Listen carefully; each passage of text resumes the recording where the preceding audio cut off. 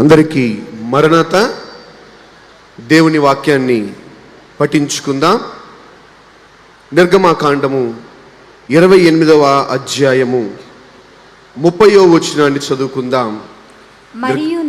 మరియు నీవు న్యాయ విధాన పతకములో ఊరీము తుమ్మీము అను వాటిని ఉంచవలెను.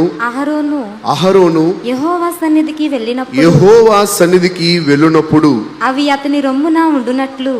అతని రొమ్మున ఉండునట్లు అహరోను యెహోవా సన్నిధిని తన రొమ్మున ఇశ్రాయేలీయుల న్యాయ విధానమును నిత్యము భరించును. ఆమేన్. ప్రార్థన చేసుకుందాం. మహాగణుడును మహిమ కలిగిన మా ప్రియ పరలోకపు తండ్రి, మీ ఘనమైన శ్రేష్టమైన నామానికి వేలాది స్తుతులు చెల్లించున్నాం ప్రభువా. ఈ యొక్క శ్రేష్టమైన సమయమున నీ యొక్క వాక్య సందేశమును వినగోరుచుండగా నిలవబడి నన్ను మరుగు చేసి మీ ఆత్మ సహాయం అందించి ఆత్మ సంగముతో చెప్పుచున్న మాటలు చెవిగలవాడు వినుగాక అని వాక్య అర్థము నెరవేరునట్లు వినగలిగిన చెవులను గ్రహించగలిగిన జ్ఞానమును ప్రతి ఒక్కరికి మీరు అనుగ్రహించుమని, ఈ యొక్క సమయమున మీరే మాతో మాట్లాడి మమ్మల్ని బలపరచుమని, మా కొరకు ఈ లోకంలోనికి వాక్యముగా దిగి వచ్చిన యేసు నామములో అడుగుచున్నాం మా పరమ తండ్రి. ఆమేన్. క్రీస్తు ప్రభుని యొక్క కృపా సమాధానాలు ఏకీవించిన మనెల్లరూ కలుగునుగాక. ఆమేన్. తెలివిని గలిగించు నన్ను దివ్యగా వెలిగించు,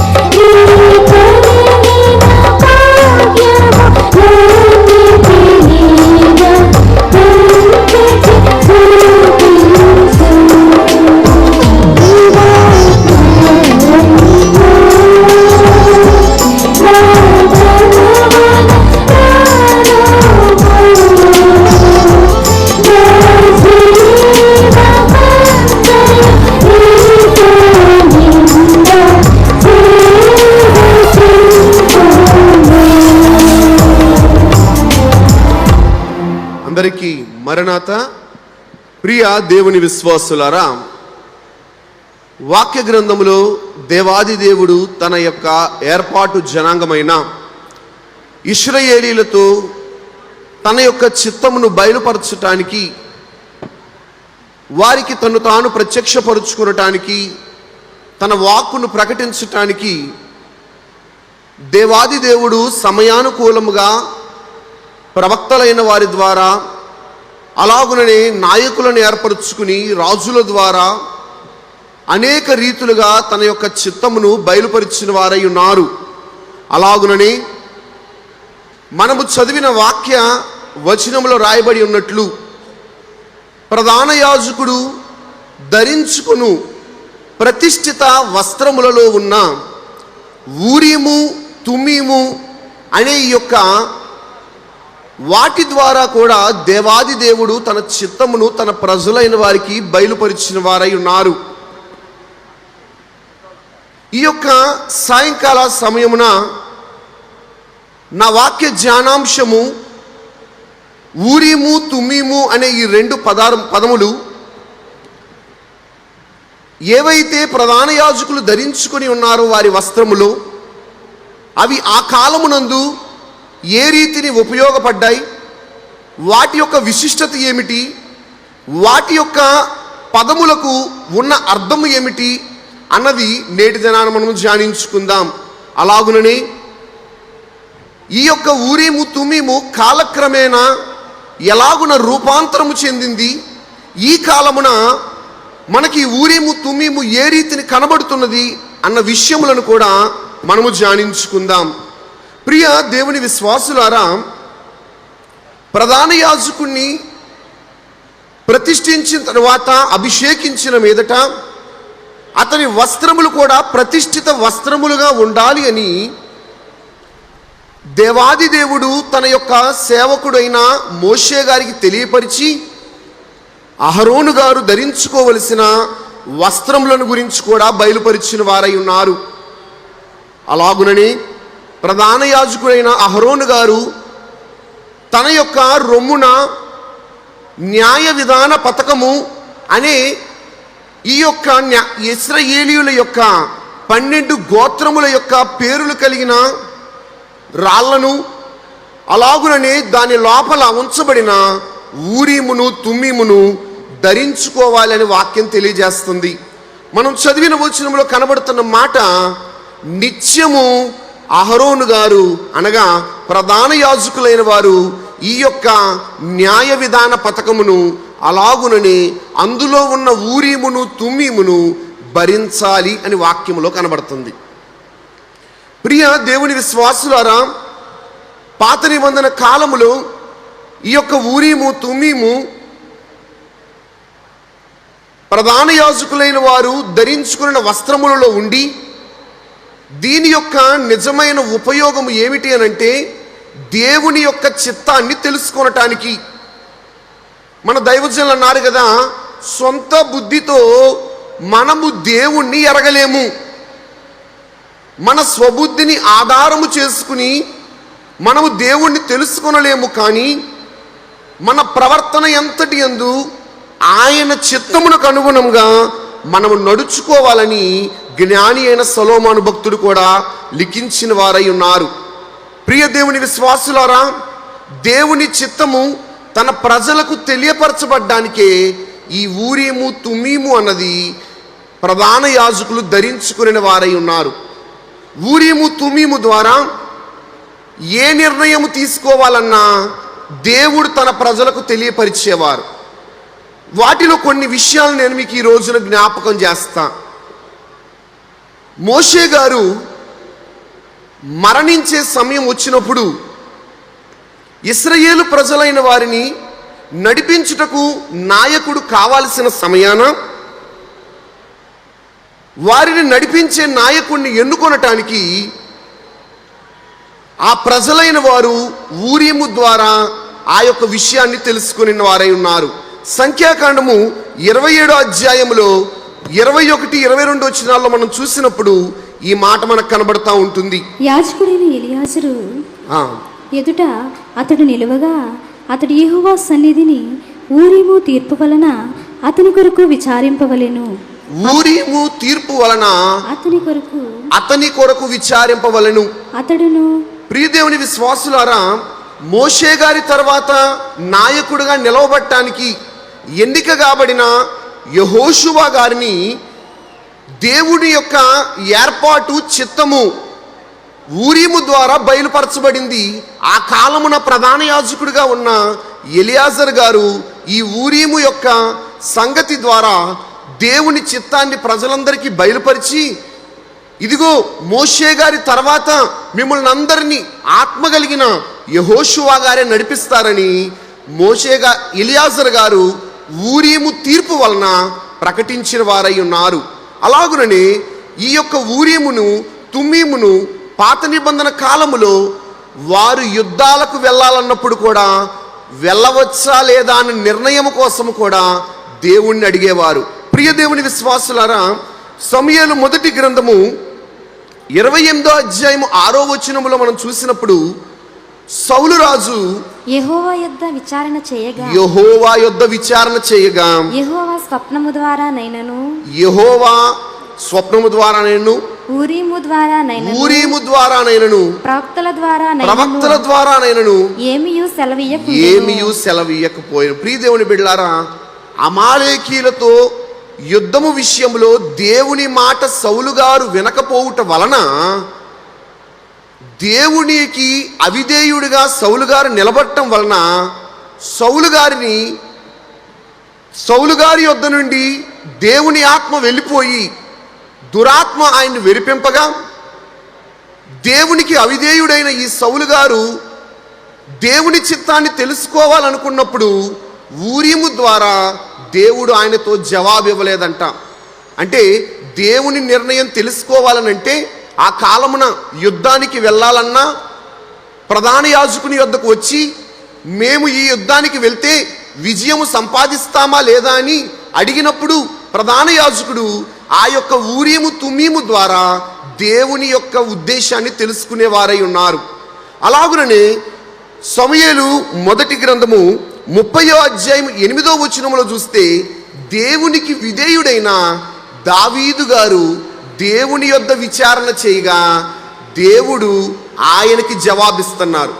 ప్రియదేవుని బిడ్డలారా, నేను ఈ దండును తరిమిన ఎడల దాని కలుసుకుందునా అని యెహోవా యొద్ద దావీదు విచారణ చేయగా యెహోవా తరుము నిశ్చయముగా నీవు వారిని కలుసుకుని తప్పక నీ వారందరిని దక్కించుకొందు అని సెలవిచ్చాను. ప్రియదేవుని బిడ్డలారా, సౌలు గారు అవిధేయుడవుట వలన దేవుని నిర్ణయము దేవుని చిత్తం బయలుపడలేదు.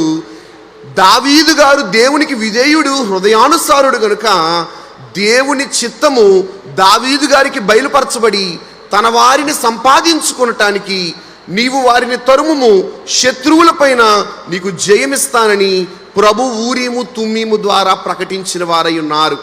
ప్రియ దేవుని విశ్వాసులారా, ఈ రీతిని ఇశ్రాయేలు ప్రజలు దేవుని చిత్తాన్ని తెలుసుకోవటానికి ఊరీమును తుమ్మీమును ఒక సాధనముగా వాడేవారు.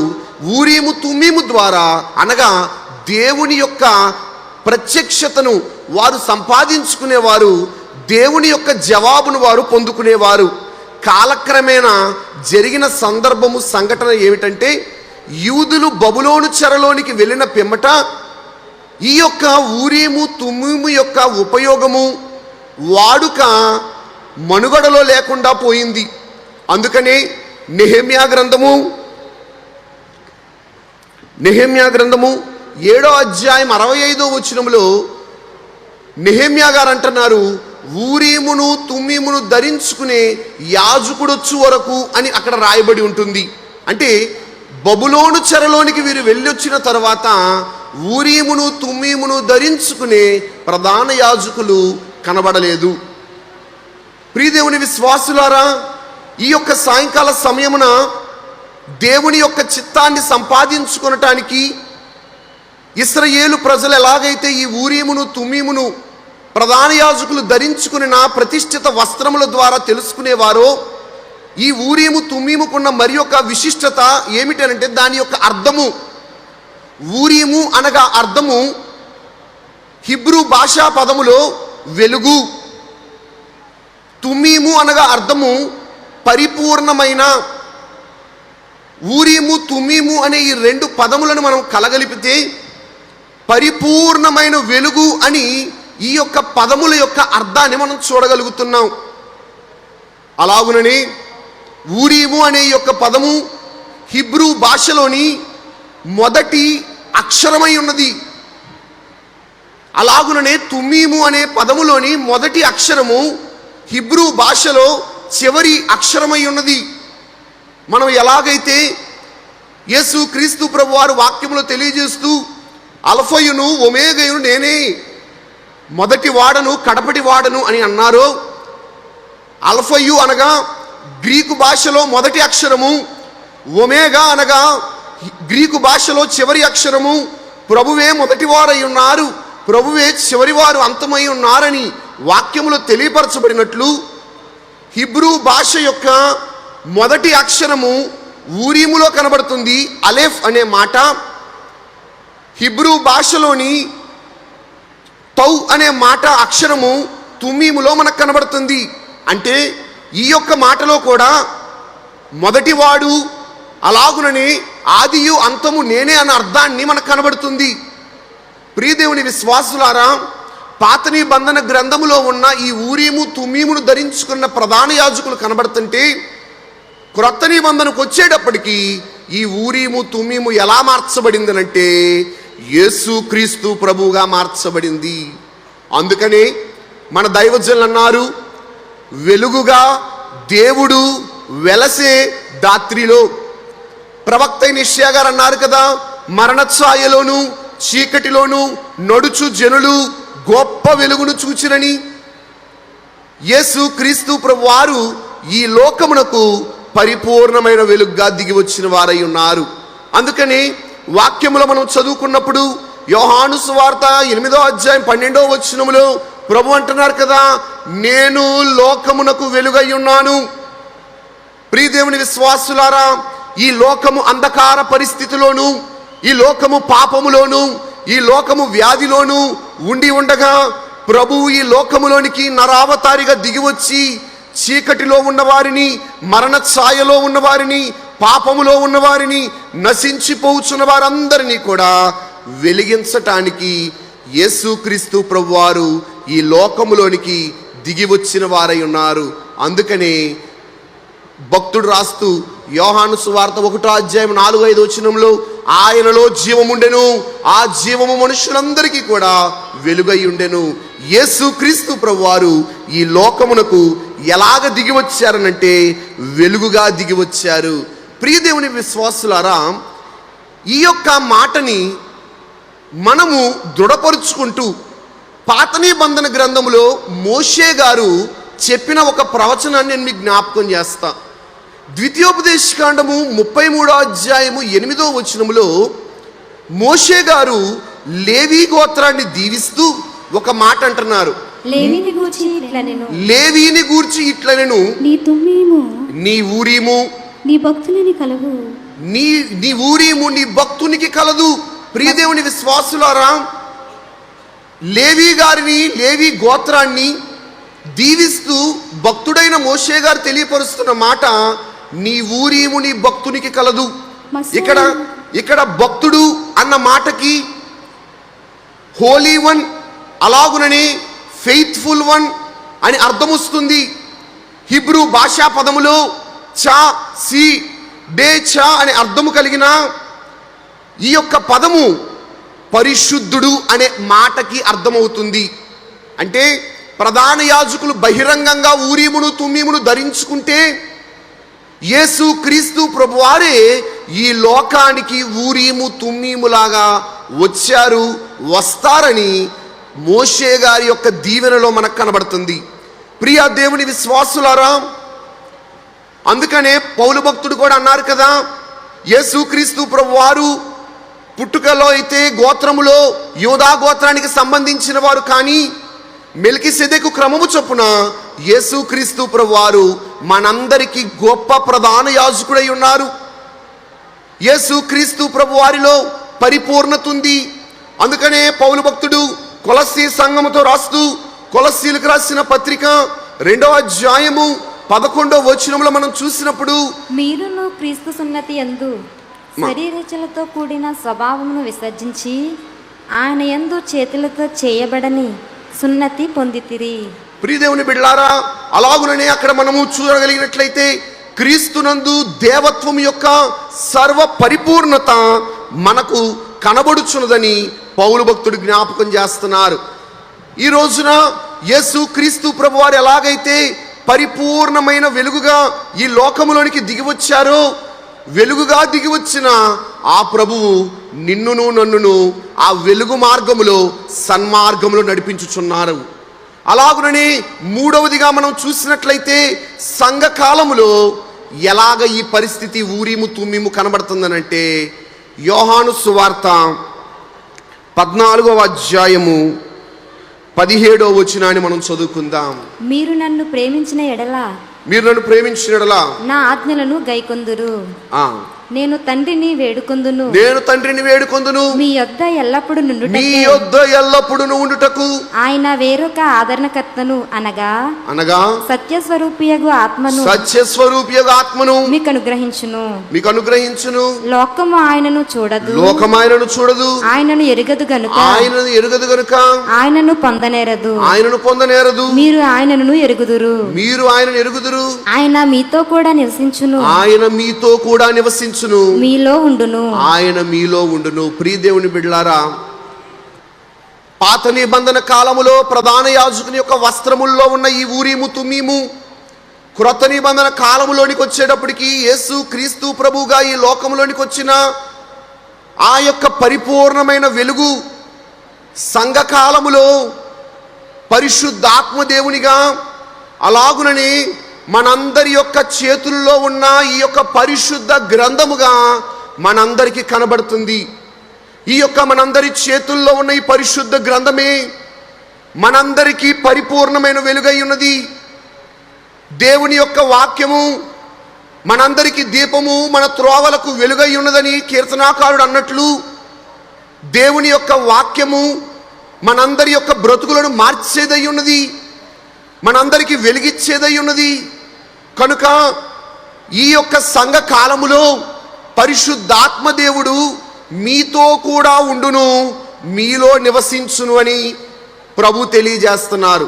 మనందరి యొక్క చేతుల్లో ఉన్న ఈ పరిశుద్ధ గ్రంథమే పరిశుద్ధాత్మ తండ్రి యొక్క ఆవేశం వలన, నడిపింపు వలన వ్రాయబడిన గ్రంథమై ఉన్నది.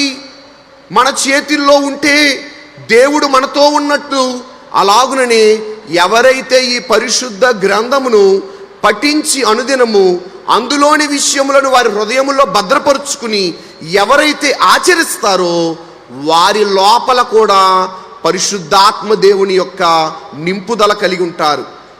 వారందరి లోపల పరిపూర్ణమైన వెలుగుంటుంది. ఈ రోజున ఈ సాయంకాల సమయమున దేవుని వాక్యం వింటున్న వారలారా, మనందరమును కూడా పరిశుద్ధ గ్రంథమును పఠించి అందులోని సంగతులను మన హృదయంలో భద్రపరుచుకుని దాని ప్రకారం నడుచుకోగలిగితే ఊరీము తుమ్మీముగా మనతో ఉన్న ఈ బైబిల్ గ్రంథములోని విషయములు మనందరి హృదయముల్లోనికి ప్రవేశిస్తాయి. ఎలాగైతే ప్రధాన యాజకుడు ఆ యొక్క రొమ్మున ఈ యొక్క ఊరీమును తుమ్మీమును ధరించుకున్నాడో మనము కూడా పరిశుద్ధ గ్రంథములోని విషయములను, పరిశుద్ధ గ్రంథములోని సంగతులను మన హృదయంలో భద్రపరుచుకోవలసిన వారమై ఉన్నాం. అలాగుననే ప్రియదేవుని బిడ్డలారా, నాలుగవదిగా అంత్యకాలమునందు పరిపూర్ణమైన దేవుని వెలుగు ఈ లోకములోనికి ఎలా దిగివచ్చింది అనంటే బైబిల్ మిషన్గా దిగివచ్చింది. దేవునికే మహిమ కలుగునుగాక. భూలోకమంతటికి సువార్త పూటకేండి ప్రధానము, భూలోకమంతటికి సువార్త పూటకేండి ప్రధానము.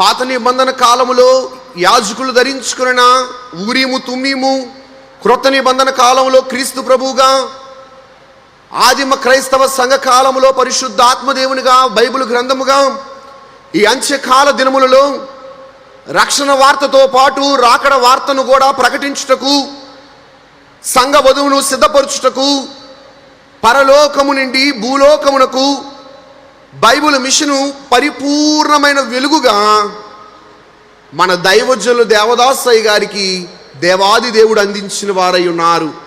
ప్రియదేవుని విశ్వాసులారా, ఈ పరిపూర్ణమైన వెలుగు కలిగిన బైబిల్ మిషన్ని అందుకొనిన మన దైవజనులు కూడా పరిపూర్ణమైన వెలుగును సంపాదించుకుని వారై ఉన్నారు. ఎందుకనగా ఒకానొక దినమందు దైవజనులు దేవదాసయ్య గారు దేవునితో మాట్లాడుతూ, ప్రభువా నా బైబిల్ పైన ఏమి రాస్తావు అని అడగగా, ప్రభు నీకు తెలుసు కదా అని అన్నారంట. వెంటనే దైవజనులు ప్రభువా నీవే చెప్పు అని అనగా, ప్రభు ఈ బైబిల్ గ్రంథం అంతా నా మాటలే కనుక కాబట్టి ఈ నా మాటలు విని దాని ప్రకారము చేయువాడు గొప్పవాడని దైవజనుని యొక్క బైబిల్ పైన ప్రభువు లిఖించిన వారై ఉన్నారు. ప్రియదేవుని విశ్వాసులారా, మన దైవజనులు దేవదాసయ్య గారు ఎలాగైతే దేవుని యొక్క సన్మార్గములో ఆ వెలుగు మార్గములో నడిచి పరిపూర్ణమైన ప్రభుని యొక్క వెలుగును సంపాదించుకుని పరలోకము నుండి భూలోకమునకు బైబిల్ మిషన్ని అందిపుచ్చుకున్నారో, ఈ యొక్క అంత్యకాల దినముల్లో ఈ ఎట్టి గొప్ప 88వ మహోత్సవముల ద్వారా కూడా దేవాది దేవుడు మనందరికీ ఆ పరిపూర్ణమైన వెలుగును అనుగ్రహిస్తున్నారు.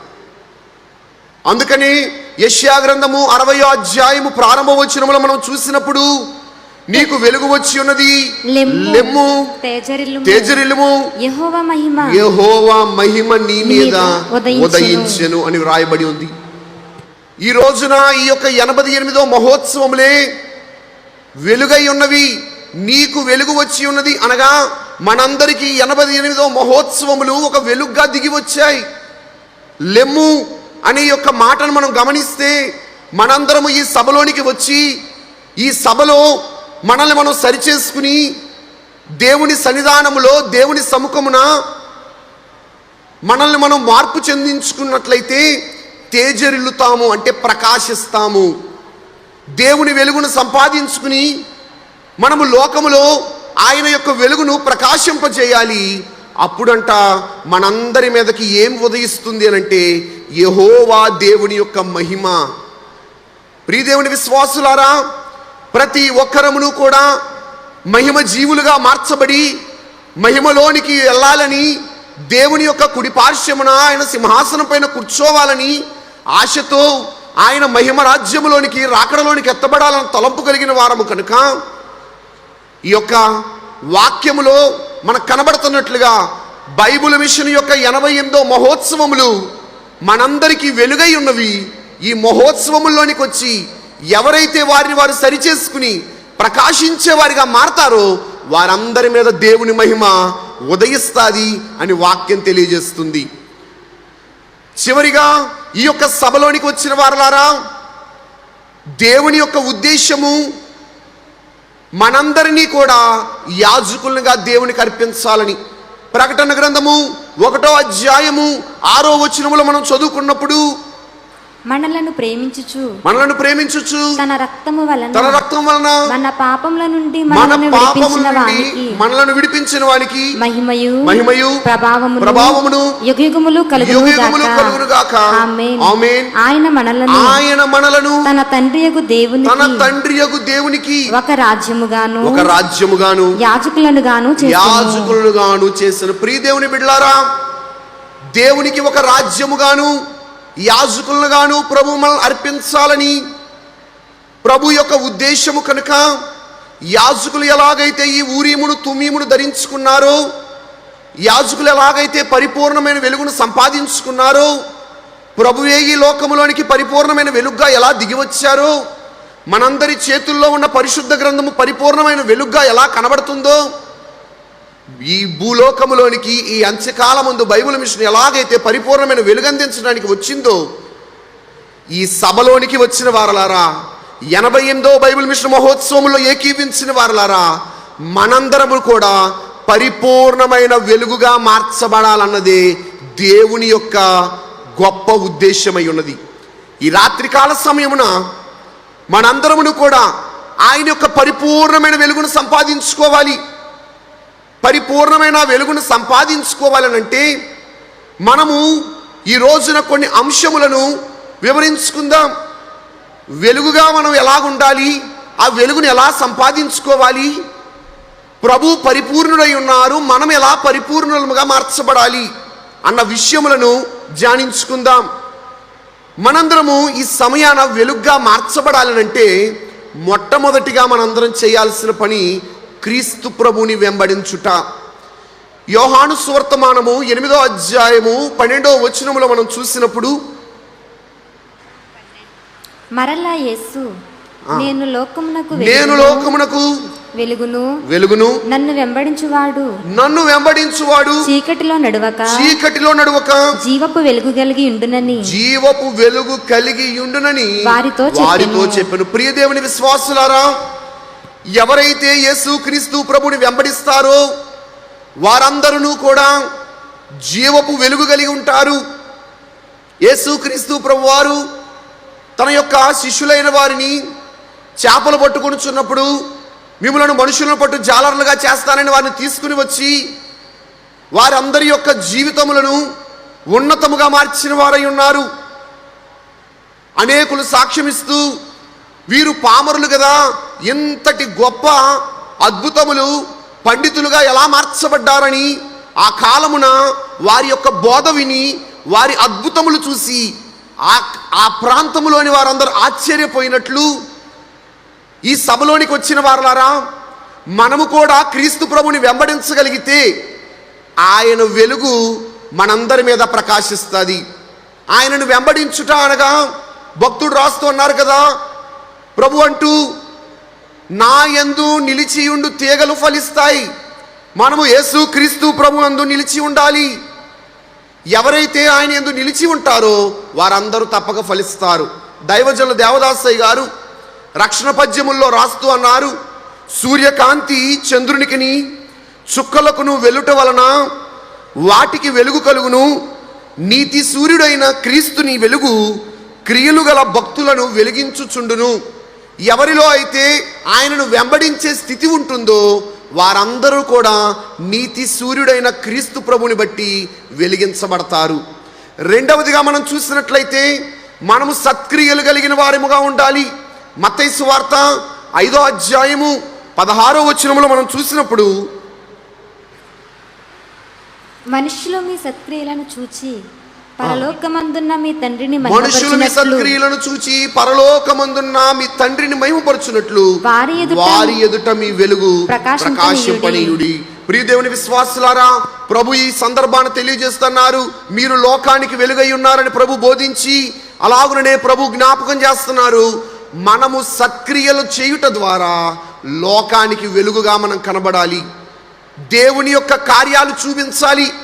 ప్రియ దేవుని విశ్వాసులారా, దోర్కా అనే శిష్యురాలు సత్క్రియలు చేసే ఆమె మరణించినప్పుడు ఆమె తోటి ఉన్న వారందరూ కూడా వేదన పడగా ఆమె యొక్క సత్క్రియలను బట్టి పేతురు గారు వచ్చి ప్రార్థన చేయగా ఆమె మరణమును జయించి లేచినట్లు మనము సత్క్రియలు చేయగలిగితే, మనము సన్మార్గంలో నడవగలిగితే దేవుని వెలుగును మనం సంపాదించుకుంటాం, పరలోక రాజ్యానికి వారసులం అవుతాం.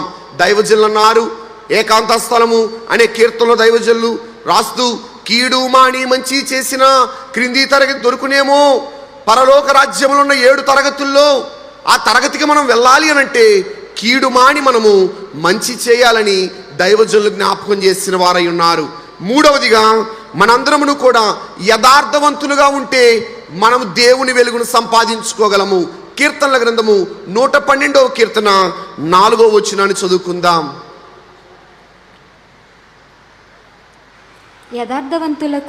యథార్థవంతులకు చీకటిలో వెలుగు పుట్టును. వారు కటాక్షమును వాత్సల్యతయు నీతియు గలవారు. ప్రియ దేవుని బిడ్డలారా, ఎవరైతే యథార్థవంతులుగా జీవిస్తారో వారందరి మీద కంట ఏం కలిగిద్దనంటే చీకటిలో కూడా వారికి వెలుగు కలుగుతుంది.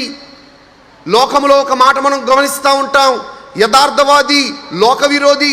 నిజమే, క్రీస్తుని బట్టి మనం యథార్థవంతులుగా నడుచుకున్నట్లయితే లోకానికి మనం విరోధులమే. గమనించండి, యాకోబు భక్తుడు అంటున్నాడు కదా, లోకముతో స్నేహము దేవునితో వైరం. మనము లోకముతో స్నేహము చేసేవారిగా ఉంటే వెలుగు కలగదు. కానీ లోకములో ఉన్న వెలుగు అశాశ్వతమైనది, దేవుని ద్వారా మనం సంపాదించుకునే వెలుగు శాశ్వతమైనది. కనుక దైవజనులు అన్నారు, ఈ అద్దకము అంతార్ధానమైపోవు, ఆ అద్దకము శాశ్వతమును. ప్రభువు మనకిచ్చే లక్షణములు కలిగిన వెలుగు అది ఎప్పుడునూ కూడా ఉండేది. కనుక మనము లోకముతో వైరం చూసుకుని దేవునితో స్నేహానికి మనము ప్రయాసపడవలసిన వారమని గమనించండి.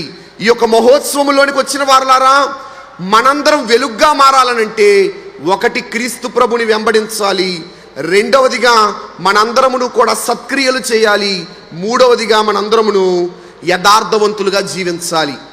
అలాగునని పరిపూర్ణులుగా మనం మార్చబడాలనంటే కొరంథీయులకు రాసిన మొదటి పత్రిక 13వ అధ్యాయం 13వ వచనంలో పౌలు భక్తుడు తెలియజేస్తూ 3 మాటల్ని జ్ఞాపకం చేస్తున్నారు. కాగా విశ్వాసము నిరీక్షణ ప్రేమ ఈ మూడును నిలుచును. వీటిలో శ్రేష్టమైనది ప్రేమయే. ప్రియ దేవుని బిడ్డలారా, మనము ఈ యొక్క 3 విషయాల్లో పరిపూర్ణులముగా ఉండాలి. ఒకటి విశ్వాసములో, విశ్వాసము లేని, విశ్వాసము అంతరించిపోవచ్చున్న, నశించిపోవచ్చున్న కాలములో ఉన్నాం మనము. దైవజనులు అన్నారు, విశ్వాసము లేని విసుగుదల సమయాన విశ్వాసమిమ్మని వేడుకొనుము, విశ్వమంతటిని గావించిన నీ తండ్రి విశ్వాసమును గావింపలేడా అని దైవజనులు పాటలో రాసినట్లు, ప్రియ దేవుని విశ్వాసులారా, విశ్వాసుల్లో విశ్వాసము సన్నగిల్లిపోతున్న ఈ రోజుల్లో మనందరమును ఈ మహోత్సవముల ద్వారా పరిపూర్ణమైన విశ్వాసాన్ని సంపాదించుకోవాలి. దేవునికి మహిమ కలుగును గాక. ప్రియ దేవుని బిడ్డలారా, మనందరి మనసుల్లో ఉండాల్సిన ఒకే ఒక దృఢమైన నిశ్చయత ఏమిటంటే, దేవుడు చేయగలడా కాదు, దేవుడు తప్పక చేస్తాడు అన్న విశ్వాసముతో మనము మన యొక్క ప్రయాణాన్ని కొనసాగించాలి. రాకడ పర్యాంతము మన విశ్వాసాన్ని పెంపార చేసుకోవాలి తప్ప ఎప్పుడునూ కూడా అవిశ్వాస స్థితిలో మనం పడకూడదు. రెండవదిగా నిరీక్షణ అనే మాటలు మనం చూస్తున్నాం. ప్రియదేవుని బిడ్డలారా, శ్రమ వలన ఓర్పు, ఓర్పును బట్టి పరీక్ష, పరీక్షను బట్టి నిరీక్షణ అని రోమాపత్రిక 5వ అధ్యాయము 3-5 వచనాల్లో మనం చూస్తున్నాం. అక్కడ రాయబడి ఉన్న ఒక చక్కని మాట నేను మీకు జ్ఞాపకం చేస్తాను. అంతేకాదు మనందరి యొక్క నిరీక్షణ దేని కొరకనంటే దేవుని మహిమ కొరకు. దేవుని మహిమ కొరకు నిరీక్షిస్తున్న మనము మన మహిమ కొరకు నిరీక్షిస్తున్న నిరీక్షణ అంట ఏమవ్వదనంటే మనల్ని సిగ్గుపరచదు. రోమాపత్రిక 5వ అధ్యాయము 5వ వచనంలో మనం చూసినప్పుడు, ఎందుకనగా ఈ నిరీక్షణ మనలను సిగ్గుపరచదు. దేవుని బిడ్డలారా, లోకములో అనేక వాటి గురించి ఎదురు చూసేవారులారా, అనేక ఉన్నతమైన స్థితుల కొరకు నిరీక్షించేవారులారా, లోకములో నీ నిరీక్షణ నిన్ను అవమానపరుస్తాదేమో, కానీ గమనించండి, దేవుని మహిమ కొరకు నువ్వు నిరీక్షించే నిరీక్షణ నిన్ను ఎప్పటికీ సిగ్గుపరచదు. ఎందుకనంటే నీ కొరకు, నా కొరకు దేవాది దేవుడు ఈ మహోత్సవంలోకి ఇచ్చిన మనందరి కొరకు ఉన్నతమైన పరలోక స్థితిని దేవుడు దాచి ఉంచారు. ఆ నిరీక్షణ కలిగి మనం మన ప్రయాణాన్ని కొనసాగిస్తే దేవాది దేవుడంట మనందరినీ కూడా ఉన్నతమైన ఆయన సింహాసనం పైన కూర్చోబెట్టుకునేవారై ఉన్నారు. అలాగుననే మూడవది, ప్రేమలో కూడా మనం పరిపూర్ణులం కావాలి. యోహాను రాసిన మొదటి పత్రిక 2వ అధ్యాయము 5వ వచనాన్ని చదువుకుందాం. ఆయన వాక్యము ఎవడు గైకొనును వానిలో దేవుని ప్రేమ నిజముగా పరిపూర్ణమాయను. ప్రియ దేవుని బిడ్డలారా, దేవుని వాక్యం వింటున్న వారులారా, మనలో దేవుని వాక్యం గైకొన్నట్లయితే, విని విశ్వసించి నమ్మి దాని ప్రకారం మనం ఆచరించి నడుచుకున్నట్లయితే మనలోకి ఏమొస్తుందయ్యా అంటే దేవుని ప్రేమ వస్తుంది. దేవుని వాక్యమును బట్టి ఆయన యొక్క ప్రేమ మనలో పరిపూర్ణమవుతుంది. కనుక ఈ మహోత్సవముల్లో ఏకీవించిన వారులారా, ఈ సాయంకాల సమయంలో మీరు వింటున్న ఈ మాటల్లో మనందరము విశ్వాసమును బట్టి పరిపూర్ణులము కావాలి. రెండవదిగా నిరీక్షణను బట్టి పరిపూర్ణులము కావాలి. మూడవదిగా మనందరమును కూడా ప్రేమ యందు కూడా పరిపూర్ణులము కావాలి. లోకములో మనము చూసినప్పుడు ఎక్కడైనా కూడా స్వార్థపూరితమైన ప్రేమే కనబడుతుంది. అందుకే పౌలు భక్తుడు అన్నాడు, ఈ మూడిట్లో కల్లా శ్రేష్టమైంది ప్రేమయే. ఆ ప్రేమ లోకములో మనుషుల మధ్య మనం చూసేది కాదు, కానీ దేవుని ప్రేమ నిజమైన ప్రేమ, ఏమీ ఆశించని ప్రేమ, కొలవలేని ప్రేమ, కొలతలేని ప్రేమ, మనందరినీ దీవించే ప్రేమ, మనందరి కొరకు సిలువలో మరణించి రక్షించిన ఆ దేవుని ప్రేమ మనం సంపాదించుకోవాలనంటే మనందరమును కూడా వాక్యాన్ని బలముగా పఠించే వారముగా ఉండాలి. వాక్యం చదివే కొద్దీ, వాక్యాన్ని బట్టి మనం నడుచుకునే కొద్దీ మన జీవితాలు కూడా పరిపూర్ణమైన స్థితిలోనికి వస్తాయి. మన జీవితాలు కూడా వెలుగులోకి మార్చబడతాయి. ఎలాగైతే మనము కాలమును బట్టి చూస్తూ ఉండగా ఊరీము తుమ్మీము అని పరిపూర్ణమైన వెలుగు అని అర్థము కలిగిన ప్రధాన యాజకుడు ధరించుకున్న వస్త్రముల్లో ఉన్న ఈ యొక్క ఊరీము తుమ్మీము ప్రభువుగా మార్చబడింది, పరిశుద్ధ గ్రంథముగా మార్చబడింది. అలాగుననే బైబిల్ మిషన్ మహోత్సవములుగా మార్చబడ్డాయి. ఈ రోజున దేవుని ఉద్దేశం ఏంటో తెలుసా? మనందరం పరిపూర్ణమైన వెలుగుగా మార్చబడాలి. మనందరం ఎప్పుడైతే పరిపూర్ణమైన వెలుగుగా మార్చబడతామో ఎప్పుడైతే మనందరమును కూడా పరిపూర్ణమైన వెలుగులోనికి నడవగలుగుతామో దేవుని యొక్క ప్రయాస నిర్వీర్యము కాదు. దేవాది దేవుడు నరావతారిగా యేసు క్రీస్తు ప్రభుగా ఈ లోకంలోనికి వచ్చిన ఉద్దేశము మనందరినీ ఈ లోకంలో విడిచిపెట్టుట కాదు, కానీ తనతో పాటు తన యొక్క తండ్రి సింహాసనం పైన కూర్చోబెట్టుకోవాలని ఒక ఆశతో, అభిలాషతో ప్రభు మనందరి కొరకు ఎంత ప్రయాసపడగా, ఇంకను లోకములో ఉన్న అశాశ్వతమైన వెలుగు వైపు చూస్తూ మనము నడవక నేటి దినము నుండి మన త్రోవలను మనం మార్చుకుందాం, మన బ్రతుకులను మనం సరి చేసుకుందాం. ఈ యొక్క మహోత్సవంలోనికి వచ్చి మనము సరి అయ్యి నిజమైన పరిపూర్ణమైన వెలుగును సంపాదించుకుని మనందరమును కూడా మన గృహాలకు వెళ్ళవలసిన వారమై ఉన్నాం. ప్రియ దేవుని బిడ్డలారా, అందుకనే ఈ యొక్క మహోత్సవముల యొక్క దీవెన, మహోత్సవముల యొక్క జయము మనందరికీ ఎంతో అవసరము. మనందరినీ కూడా ఆశీర్వదించేది ఈ యొక్క మహోత్సవముల దీవెనే. అందుకనే పౌలు భక్తుడు ఫిలిప్పీలకు రాసిన పత్రిక 3వ అధ్యాయము 21వ వచనములో జ్ఞాపకం చేస్తూ, సమస్తమును తనకు లోపరుచుకున్న జాలిన శక్తిని బట్టి ఆయన మన దీన శరీరమును తన మహిమగల శరీరముగా సమరూపము గలదానిగా మార్చును. ప్రియదేవుని బిడ్డలారా, ఈ మహోత్సవంలోనికి వచ్చిన మనందరికి దేవుడు ఆ మహిమ శరీరాన్ని మనందరికి అనుగ్రహించనై ఉన్నారు. ప్రభు అంటున్నారు కదా, మీ పౌరసత్వము ఇక్కడ లేదు, పరలోకమందున్నది. కనుక పౌరసత్వం పరలోకమందు కలిగిన మనము ఏం చేయాలంటే ఈ కాలమున పరిపూర్ణమైన ఈ వెలుగుని మహోత్సవముల ద్వారా సంపాదించుకుని ఈ సంవత్సరం అంతా కూడా మనము దేవుని వైపు చూస్తూ నడవవలసిన వారమై ఉన్నాం. ప్రియ దేవుని బిడ్డలారా,